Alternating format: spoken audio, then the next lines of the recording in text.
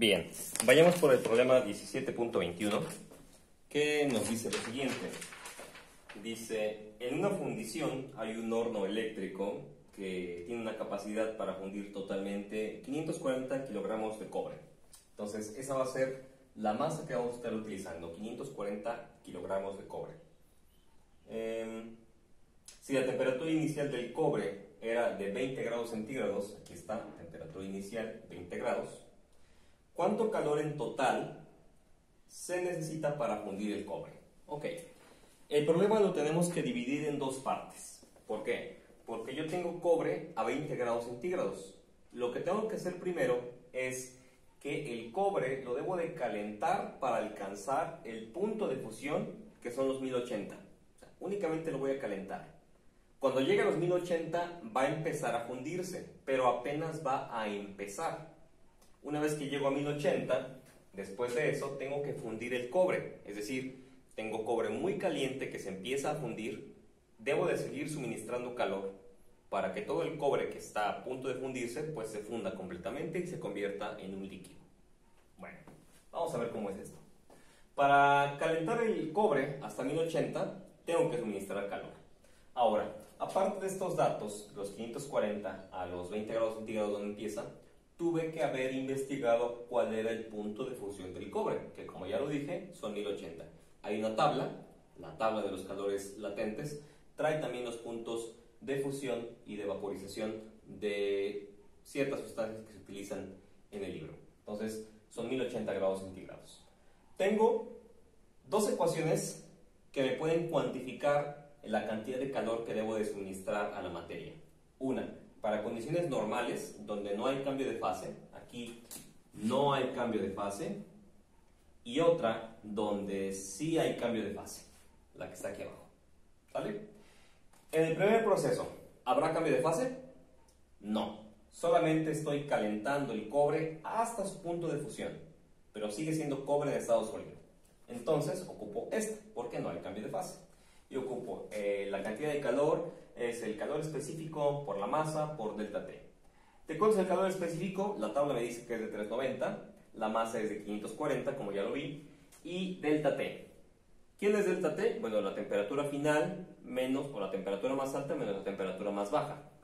La temperatura más alta que yo quiero alcanzar son los 1080 y la temperatura con la que empecé son los 20 grados. Así que el resultado es 1060. ¿Qué pasa con las unidades?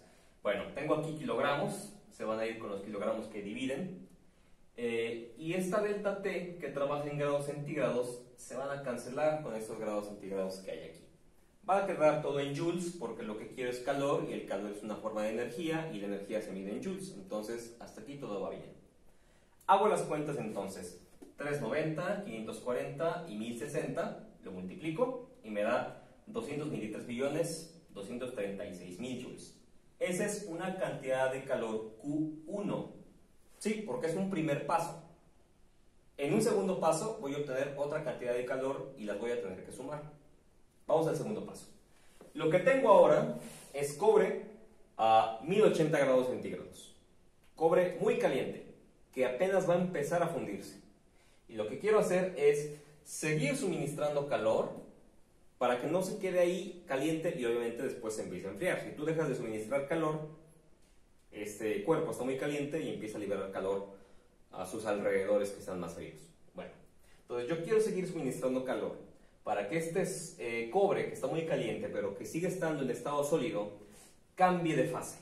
Va a cambiar de fase a cobre a la misma temperatura, porque de eso se trata el calor latente, que esté a la misma temperatura, pero ahora el cobre va a estar en estado líquido. Tengo que suministrar calor para cambiar de fase. Bien, si voy a cambiar de fase, entonces voy a ocupar la ecuación que está aquí abajo, la ecuación de cambio de fase, que es el calor latente, en este caso de fusión, porque el fenómeno va a ser fundir, por la masa que estoy tratando de cambiar de fase. Aquí está. Entonces, el calor, según la tabla, es 134 por 10 a la 3 joules sobre kilogramo, y la cantidad de materia son 540 kilogramos. Hago la multiplicación, los kilogramos se van a cancelar porque uno multiplica, el otro divide, los joules sobreviven porque estoy calculando un cierto tipo de energía, y me sale 72.360.000 joules. Eso es una cantidad de calor número 2. Entonces la pregunta es, ¿cuánto calor necesito en total? Pues va a ser la suma del calor 1 más el calor 2. Aquí está, calor total va a ser calor 1 más calor 2. Sumo esas cantidades y mira esto, 295.596.000 joules. La respuesta del libro es otra, porque obviamente el libro, ay, perdón, se oyó una vibración medio rara. El libro lo que hace pues es redondear, como muchas veces tiene por costumbre. Entonces redondeamos. ¿Dónde redondea el libro? Redondea en esta cifra.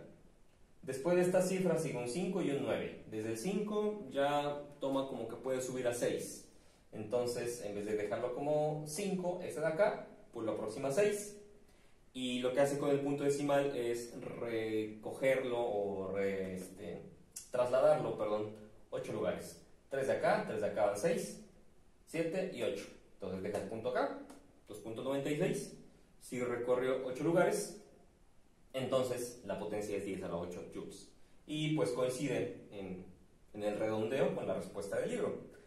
Así que toma en cuenta esto. Debes de fijarte cuántos cambios de fase experimenta tu material en cuestión. Hay otros problemas que van a quedar de tarea para que tú los hagas, donde hace 2 cambios de fase, es decir, pasa primero se calienta el material, se funde, primer cambio de fase, luego se sigue calentando el material y se vaporiza, segundo cambio de fase. Entonces, toma en cuenta que a veces son varios pasos para llegar a la cantidad de calor total que necesito. Pero en principio, esto sirve para guiarte en los siguientes problemas que vas a hacer tú.